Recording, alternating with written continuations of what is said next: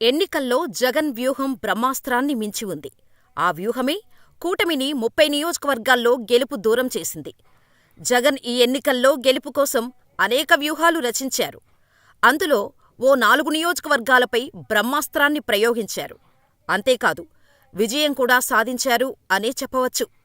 ఆ నియోజకవర్గాలు ఏంటి? జగన్ వదిలిన బ్రహ్మాస్త్రానికి, జగన్ వ్యూహరచనకు కూటమి ఆ నియోజకవర్గాల్లో ఎలా కుదేలైంది తెలుసుకుందాం. ఎన్నికల్లో గెలుపు కోసం జగన్ చాలా కాలంగా వ్యూహాలు రచించారు. ఏకంగా 81 మంది సిట్టింగ్ ఎమ్మెల్యేలను మార్పు చేసి, సామాజిక సమీకరణాల ఆధారంగా అభ్యర్థులను ఖరారు చేసి అందరికీ షాకిచ్చిన జగన్, ఇతర పార్టీల కంటే ముందుగానే ప్రచార బరిలోకి దిగారు. జగన్ చేసిన సోషల్ ఇంజనీరింగుతో చంద్రబాబు సైతం కొన్ని చోట్ల స్థానిక సమీకరణాల ఆధారంగా అభ్యర్థులను మార్పు చేసుకోవాల్సి వచ్చింది. జగన్ ఏపీలో ఉన్న 175 నియోజకవర్గాల్లో ఓ 4 నియోజకవర్గాలపై స్పెషల్ ఫోకస్ పెట్టారు. వాటిని టార్గెట్ చేసుకొని బ్రహ్మాస్త్రాన్ని ప్రయోగించారు. జగన్ టార్గెట్ చేసిన 4 నియోజకవర్గాలు రాష్ట్ర రాజకీయాలనే చేంజ్ చేస్తాయి. అంతేకాదు, ఆ 4 నియోజకవర్గాల్లో నిలబడే నాయకులకు వచ్చే ఎన్నికల్లో నిలబడాలంటే వణుకు పుట్టే విధంగా జగన్ మాస్టర్ ప్లాన్ వేశారని చెప్పవచ్చు. ఏపీలో 175 నియోజకవర్గాలకు సంబంధించిన గెలుపోటములు ఒక రకమైతే, ఈ 4 నియోజకవర్గాలలో ఉండేటటువంటి గెలుపోటములు ఓ రకం. ఆ 4 నియోజకవర్గాలు మరేవో కాదు, సీఎం జగన్ ప్రాతినిధ్యం వహిస్తున్న పులివెందుల, లోకేష్ పోటీ చేస్తున్న మంగళగిరి, పవన్ కళ్యాణ్ పోటీ చేస్తున్న పిఠాపురం, చంద్రబాబు పోటీ చేస్తున్న కుప్పం. జగన్ సంధించిన బ్రహ్మాస్త్రంతో పులివెందులలో 100% ఆయన గెలుపు ఖాయం చేసుకున్నారనే టాక్ వినిపిస్తోంది. కానీ మిగిలిన 3 నియోజకవర్గాల్లో అభ్యర్థులైన చంద్రబాబు, లోకేష్, పవన్ గెలుపు కత్తిమీద సాము చేసినట్టే ఉంది. జగన్ వేసిన వ్యూహం ఆ రేంజ్లో ఎఫెక్టు ఇచ్చింది మరి. కుప్పంలో 7 సార్లు విజయం సాధించిన చంద్రబాబును ఓడించేలా జగన్ 3 ఏళ్లుగా ప్లాన్ చేసుకుంటూ వచ్చారు. ఇందులో భాగంగానే వైసీపీ కీలక నేత అయిన పెద్దిరెడ్డి రామచంద్రారెడ్డికి కుప్పం బాధ్యతలు అప్పగించారు. ఆయన స్థానిక సంస్థల ఎన్నికల్లో చంద్రబాబుకు బొమ్మ చూపించారు. చంద్రబాబు పర్యటనను అడ్డుకొని జగన్పై తనకు ఉన్న స్వామిభక్తిని చాటుకున్నారు. అంతేకాదు, పోలింగ్ ముందు రోజు వరకు వైసీపీ ప్రత్యేక వ్యూహాలు అమలు చేసింది. టీడీపీ నుంచి కౌంటర్ స్కెచ్ అమలు చేశారు. పోలింగ్ నాడు కుప్పంలో 2014లో 85.47 పోలింగు నమోదు కాగా, ఈసారి 89.88% నమోదైంది. అయితే కుప్పంలో ఓటింగ్ సరళి గురించి మంత్రి పెద్దిరెడ్డి ప్రత్యేకంగా సీఎం జగన్కు నివేదిక ఇచ్చారు. తాజాగా కుప్పం పోలింగ్ సరళి తర్వాత వైసీపీ విజయం సాధించారు. ఈసారి గెలిస్తే 8వసారి వరుస విజయంగా నమోదు చేసుకుంటారు చంద్రబాబు. కాని వైసీపీ నేతలు మాత్రం జగనన్న వేసిన వ్యూహానికి చంద్రబాబు చిత్తుచిత్తుగా ఓడిపోతాడని చెబుతున్నారు. అదేవిధంగా పోలింగ్ సరళిపైన పూర్తి కసరత్తు చేసిన తరువాతనే తాము ఈ విషయం చెబుతున్నామని అంటున్నారంటే జగన్ బాబుపై వేసిన వ్యూహంలో విజయం సాధించినట్టే.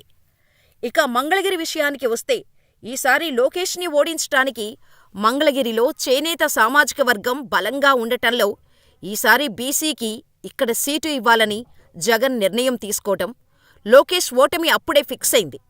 నియోజకవర్గంలో దాదాపు 1,00,000 వరకు చేనేత వర్గం ఓట్లు ఉన్నట్టు అంచనా.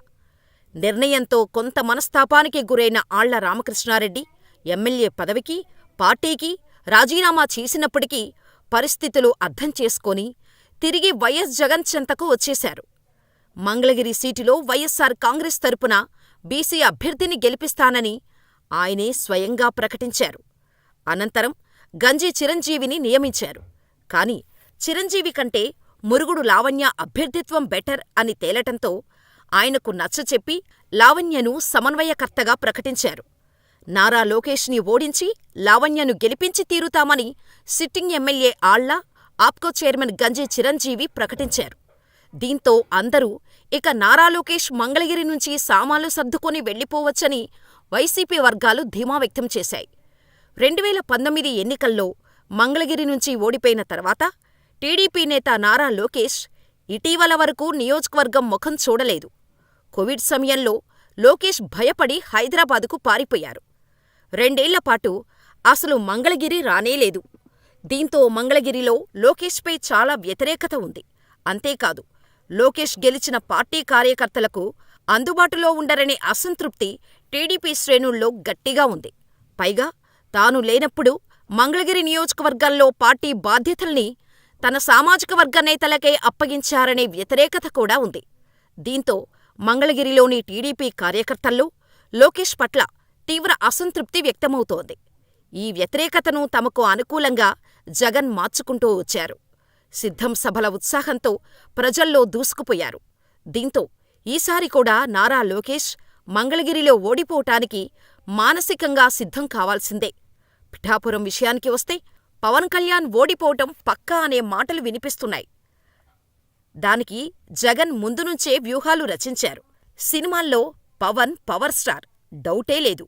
కానీ రాజకీయాల్లో ఆయన ఓ ఫెయిల్యూర్ స్టార్. 2019 ఎన్నికల్లో 2 చోట్ల పోటీ చేసి ఓడిపోయిన దారుణ చరిత్ర ఆయనకుంది. ఈసారి పిఠాపురంలో పవన్ కాపు ఓటు బ్యాంకు తనకు కలిసొస్తుందని అనుకున్నారాయన. కాని అంతకు మించి ఆయనకు అక్కడ నష్టం జరుగుతోంది. పవన్ కళ్యాణ్ కోసం మెగా ఫ్యామిలీకి చెందిన 3 యంగ్ హీరోలు, ఇతర జబర్దస్త్ నటులు పిఠాపురం వచ్చారు. ఇంటింటికీ తిరిగారు.